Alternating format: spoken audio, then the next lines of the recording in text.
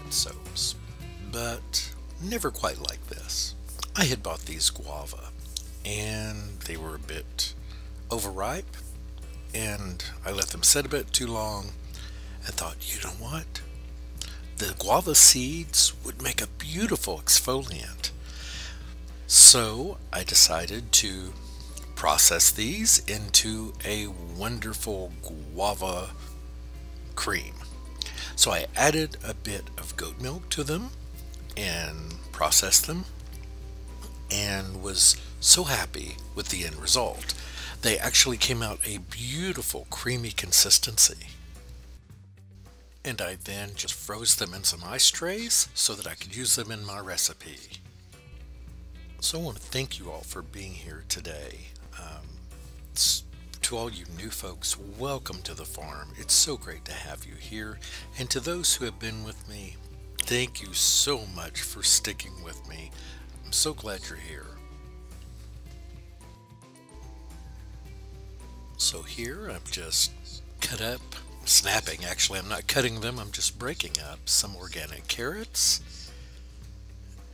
And I'm going to add a little bit of distilled water to them and puree them down. Not very complicated. And probably one of my favorite things to do is to make carrot soap, because first of all, I love the smell, but I also love the amazing qualities it gives to soap.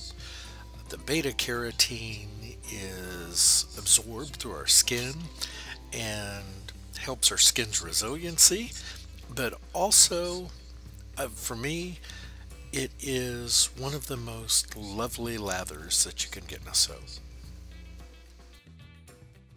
And once I get it processed, then I'll simply strain it and use that wonderful carrot juice. And this blends so well with the guava cream that I made earlier. And the other ingredient that I'm going to be adding, which is blood orange juice. That's right. So here is the guava cream that's frozen here, and I do have it in an ice bath because this does have goat milk in it as well, and I just like to take extra care to make sure that nothing burns. Now you will notice that this darkens substantially after I add the lye. This is not burning. I check the temperature consistently. What it is a reaction of the lye with the guava.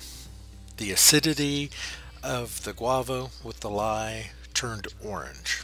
Now, I didn't mind that for this particular soap since it is indeed a carrot soap, right? And what I didn't account for is that it reverted back a bit in the soap. So the soap wasn't as orange actually as I wanted. It's more of a sort of that light sherbet color, but that's okay too. It smells wonderful because I used 4 different citrus essential oils in this. It has 10x orange, lemon, grapefruit, and bergamot, and it's wonderful. And I have played with the different measurements of these different essential oils to get this just right, and I love the way it came out. And that with the blood orange juice that's also in this soap, it is a citrus lover's dream. I just love it myself. So I did something to this soap that I've done, well, to other soaps. Well, actually only one other soap. That ginger soap that I made, remember I put the leaves on top from another soap? Well, I'm doing the same thing with this one. This is my avocado soap, which I've cut into 3 very small slices, and then I'm cutting the leaves out of that just to put on the top. Just because I don't do piping yet, or a lot of other decoration, I like to do something sometimes, and I don't do it often, but I just decided because this was a carrot guava and blood orange soap that it deserved to have some kind of a leaf on top. So this is what I got. So in this bowl I've combined my guava, my carrot, and my orange juice. And this has the lye solution that's dissolved in the guava. And I'm now adding this to my oils. And I love the consistency of this. And by the way, I don't throw away the orange pulp. I'm using that out in my garden. I actually bury it and then plant vegetables on top of it.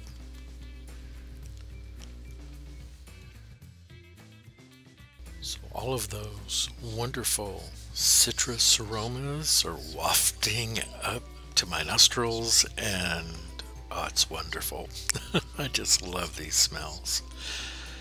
And I can tell you that citrus, I think, are my favorite fragrances of the essential oils. It's maybe a toss-up. I do like the herbal notes of like oregano, sage, and thyme, but the citrus are a close second. Maybe they're tied. And I brought this to a medium trace because I'm not going to be putting any swirls or design in the bar itself, just on top. So yes, it's a little thick, but that's okay. And again, this is the bowl that my lovely subscriber Kenya sent me. And Kenya, I love this bowl.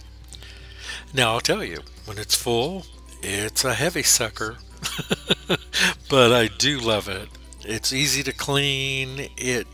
Everything looks good against the white, so I'm very happy with it, and I can't thank you enough. It's really been raining here a lot. I have little mini lakes all around my house, and it's been doing this for since yesterday. So I'm spending a lot of time indoors.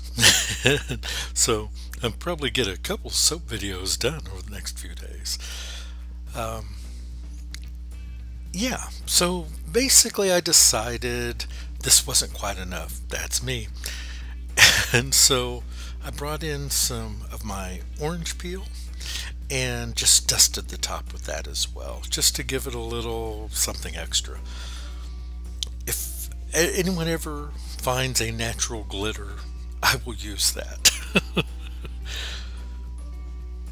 And you know, there are such things, right? Because there are certain rocks that have like silvery sort of aspects to them, but the problem with that is it's too sharp and it would cut the skin, so not a good choice.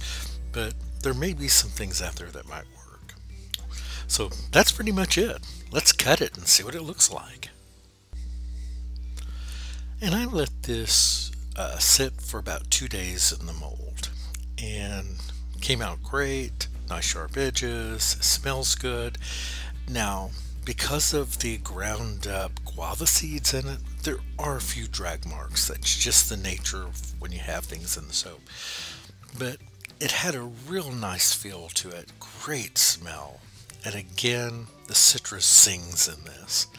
And if you're a fan of citrus, this is for you.